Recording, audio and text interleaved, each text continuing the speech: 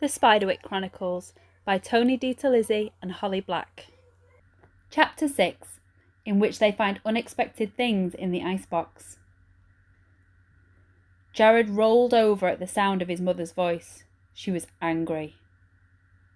"Jared, you better get up."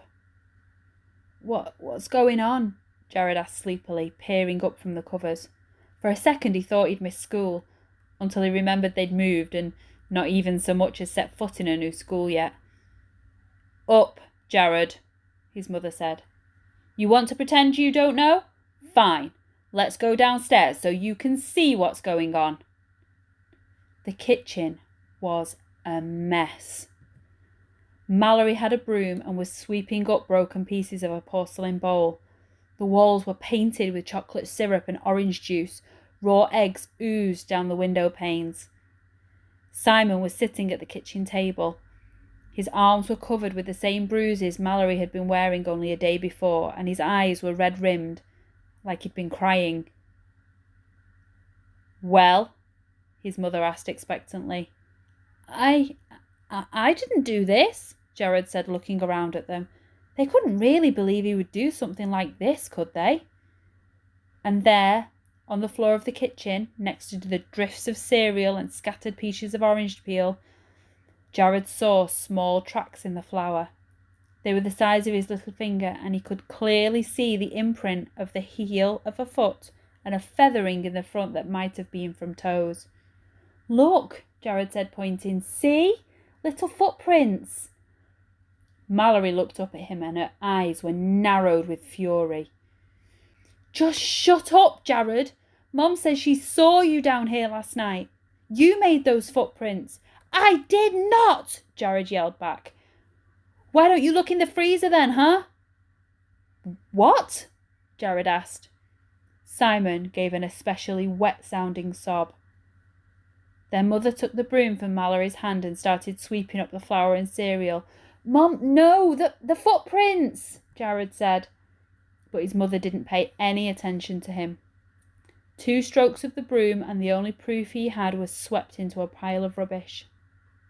Mallory opened the freezer door. Each of Simon's tadpoles was frozen into a single cube in the tray. Next to them was a note written in ink on a piece of cereal box. "Not very nice to ice the mice." "And Jeffrey and Lemon Drop are gone," said Simon. "Now, why don't you tell us what you did with your brother's mice?" said his mother. "Mom, I didn't do it. I really didn't." Mallory gripped Jared by the shoulder. "I don't know what you think you're doing, but you're about to start regretting it." "Mallory," their mother cautioned. His sister let go, but the look she gave him carried the promise of later violence. "I don't think Jared did it," Simon said between sniffs. "I think it was the boggart." Their mother said nothing. The look on her face said that manipulating Simon was the worst thing Jared had done. "Jared," she said, "start taking this trash out to the front. If you thought this was funny, let's see how funny you think it is when you spend the rest of today cleaning it up." Jared hung his head. He had no way of making her believe him. Silently he got dressed, then gathered up the 3 black garbage bags and started dragging them towards the front of the house. Outside, the weather was warm and the sky was blue. The air smelled of pine needles and freshly mown grass. But daylight didn't seem to be any comfort at all. One of the bags snagged on a branch, and when Jared tugged, the plastic ripped. Groaning, he dropped the bags and surveyed the damage. The tear was large, and most of the garbage had spilled out. As he started to gather things up, he realised what he was holding. The contents of the creature's house. He looked at the worn bits of cloth, the doll's head, and the pins with pearl tops. In the daylight, there were other things he'd not noticed before. There had been a robin's egg, but it was crushed. Tiny slips of newspaper were scattered throughout, each one with a different strange word on it. "Luminous," read one. "Soliloquy," read another. Gathering up all the pieces of the nest, Jared put them carefully aside from the rest of the trash. Could he make a new house for the boggart? Would it matter? Could that stop it? He thought about Simon crying and about the poor stupid tadpoles frozen in ice cubes. He didn't want to help the boggart. He wanted to catch it and kick it and make it sorry it ever came out of the wall. Dragging the rest of the bags to the front lawn, he looked at the pile of the boggart's things.